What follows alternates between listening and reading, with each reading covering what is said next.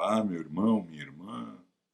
Espero encontrar a todos desfrutando de boa saúde, sob as bênçãos do nosso Senhor e também em paz, a paz que nos leva à condição de, mesmo num momento diferente como esse em que todos nós estamos passando, nós possamos sentir e participar da alegria que existe em vivenciar o reino de Deus aqui e agora. Eu sei que muitas pessoas estão passando por diversas situações não tão agradáveis, às vezes conflitantes, e por muitas vezes até muito ruins. Portanto, há necessidade em que a gente lembre cada vez mais da nossa dependência de Deus em todos os sentidos e que nós possamos então orar não só pelas pessoas na sua condição secular, na sua condição de viver, da vivência no mundo de hoje, nessa situação onde a gente está passando, mas também termos a lembrança e orarmos constantemente para que nós possamos ter cada vez mais oportunidades de falar para todos a respeito das maravilhas de ser um filho de Deus, de pertencer ao reino do Senhor, cujo rei é Jesus Cristo, nosso Salvador. E é sobre oportunidades, tempos e o dia de hoje que nós vamos falar nesta mensagem. Acompanhem comigo uma leitura aqui em Colossenses capítulo 4, no versículo 3, do 3 ao 5, Colossenses capítulo 4, versículo 3 ao 5, onde diz, nessa versão que eu tenho, orem também por nós, para que Deus nos dê muitas oportunidades de falar a respeito de Cristo. Orem para que eu proclame essa mensagem com a devida clareza. Vivamos com sabedoria entre os que são de fora e aproveitem bem todas as oportunidades. Isso é o que diz em Colossenses capítulo 4, versículo 3 a 5. Veja, aproveitar oportunidade, a própria palavra nos remete a uma situação de surpresa, uma situação momentânea, uma situação naquele instante. Não existe uma previsão para que a oportunidade ocorra. Pelo contrário, você, você ali define, você percebe que ela está ocorrendo e a partir daí, então, você executa ou fala conforme o que você tem aprendido, conforme o Espírito Santo que habita em você vai falar para aquelas pessoas. E a oportunidade em si, elas são das mais diversas possíveis, né? Não é alguma coisa específica. Eu outro dia, inclusive, encontrei com uma pessoa num supermercado, né? Pode-se falar, sim, por que não, né? Porque só tem o supermercado para ir, a gente não tem muito mais para onde ir. E vamos falar de Jesus sobre isso. Existem essas oportunidades nas próprias conversas que a gente está tendo através aí desses sistemas tecnológicos, de telefone, etc. Mesmo diminutas em relação ao que tínhamos anteriormente, elas continuam sendo oportunidades e a gente tem que orar para que elas existam. Muitas oportunidades de falar. Em Colossenses capítulo 4, Paulo fala muitas oportunidades. Não queremos poucas. E para que a gente possa identificar nessas oportunidades, a nossa mente sempre tem que estar pensando em Deus.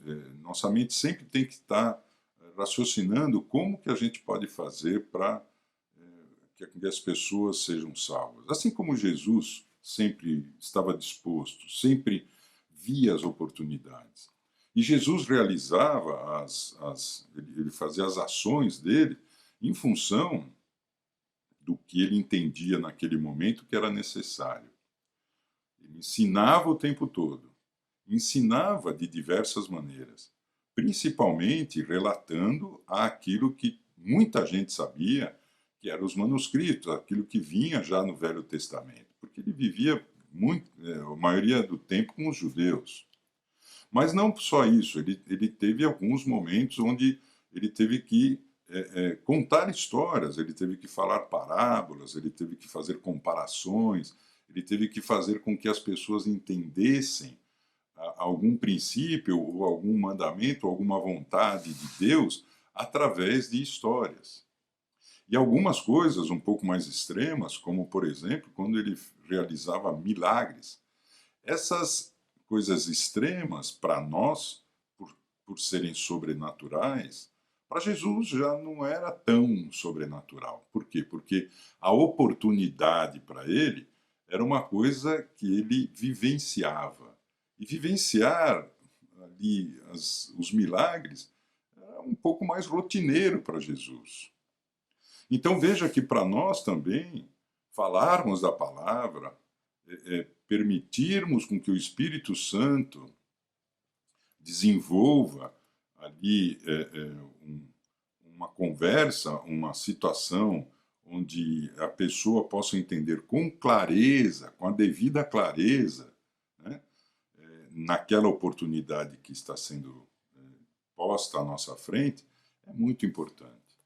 Portanto, nós temos que orar, estar sempre alertas para isso. Né? Isaías capítulo 49, versículo 8 diz: Assim diz o Senhor, no tempo certo eu lhe responderei, no dia da salvação o ajudarei.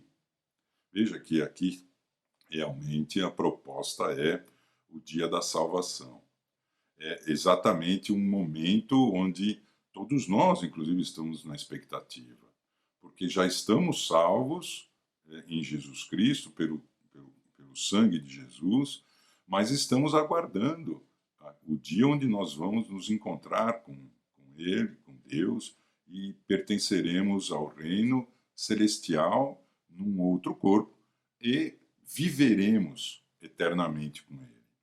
Esse é o tempo certo, ele está dizendo. O tempo certo é o dia da salvação. Portanto, nós temos que levar o dia da salvação para outras pessoas também. Em 2 Coríntios, capítulo 6, versículo 2, diz que, de fato, agora é o tempo certo. Hoje é o dia da salvação. Veja que o que Isaías tinha dito lá atrás, em Coríntios, 2 Coríntios, se revela numa situação de que é hoje que nós temos que pensar sobre as oportunidades de levar a salvação às pessoas. Em Romanos, capítulo 13, versículo 10, diz: O amor não faz o mal ao próximo. Portanto, o amor cumpre com toda a vontade de Deus. Tudo isso é ainda mais urgente, referência ao tempo, é urgente, porque vocês sabem como é tarde. O tempo está se esgotando. Despertem, pois. A nossa salvação está mais próxima agora do que quando cremos lá no início. E é verdade. Quanto mais o tempo passa, mais perto estamos da vida nesse corpo celestial, no reino de Deus, nos céus. Né? Quando nós falamos do momento, em Hebreus capítulo 13, se você puder abrir comigo, capítulo 3, me perdoe, no capítulo 3, no versículo 7, ele diz assim: No dia de hoje, capítulo 3 de Hebreus, versículo 7, no dia de hoje, vocês ouvem a voz. Se vocês ouvirem a sua voz, não endureçam o coração, aproveitem a oportunidade.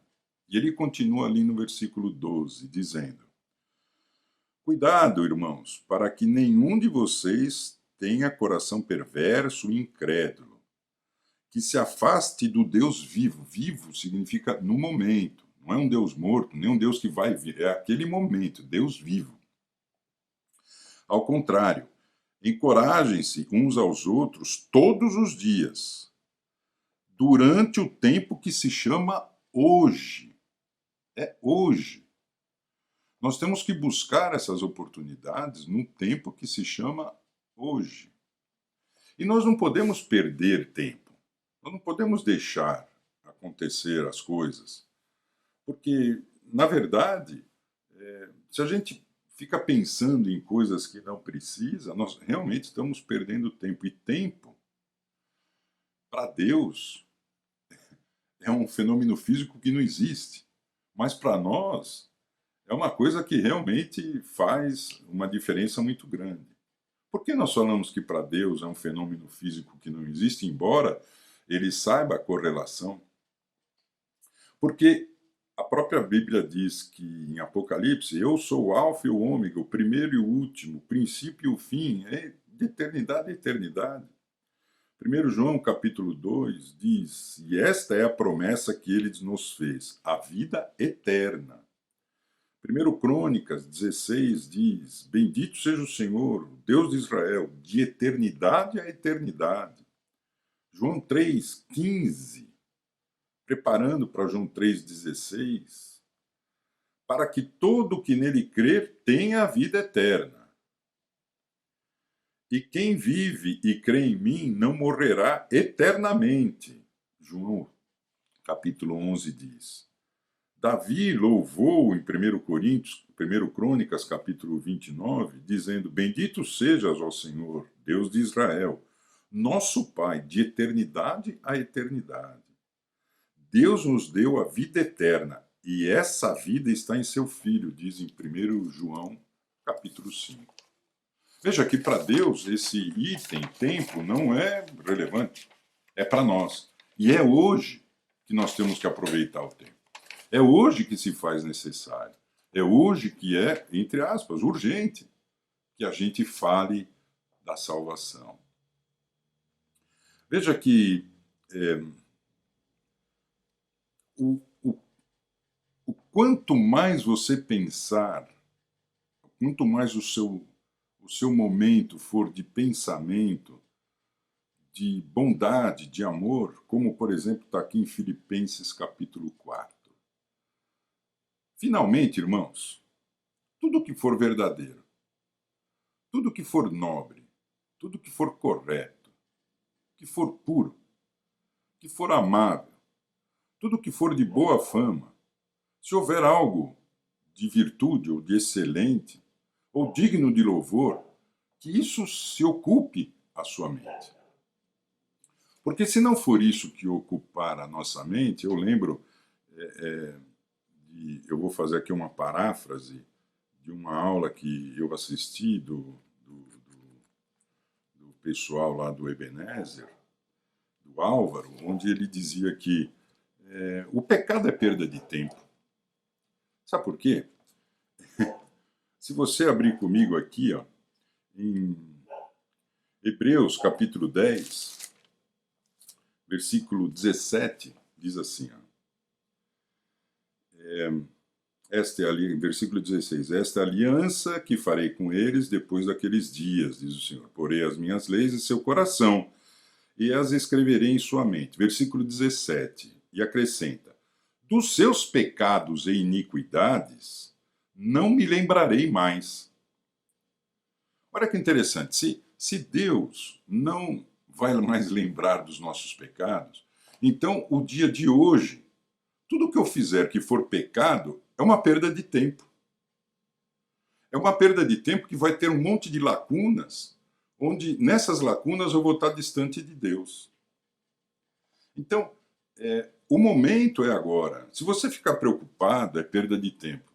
Você pegar alguma coisa que seja não uma condição que não seja moral, um ódio, uma maledicência, qualquer que seja o tipo de pensamento que não seja uma coisa que seja louvável, agradável a Deus, é uma perda de tempo. E se é perda de tempo, não é uma condição onde você está buscando o hoje, decretadamente o momento e a oportunidade de levar o dia da salvação para alguém. Aproveite seu tempo. Faça com que cada passo que você der seja para a honra e glória do Senhor. Ele vai esquecer dos seus pecados. Sim, nós somos pecadores.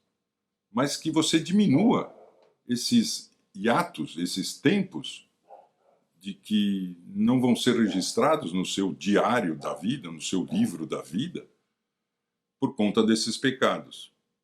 A gente sabe que Deus vai nos perdoar porque nós nos arrependemos, porque Ele fez essa promessa. E por muitas vezes nós deixamos a nossa vida ser trilhada, ser direcionada mais por esses assuntos do que efetivamente naquilo que a gente acabou de ler agora em Filipenses, que é: ocupe o vosso pensamento em coisas boas. Não gaste o seu pensamento com histórias, fofocas, fake news, essas histórias. Não. Utilize o seu tempo para a honra e glória do nosso Senhor. E não deixe nunca de pensar em como agradar. Muito obrigado, que Deus os abençoe. Boa semana. Em nome de Jesus, agradeço.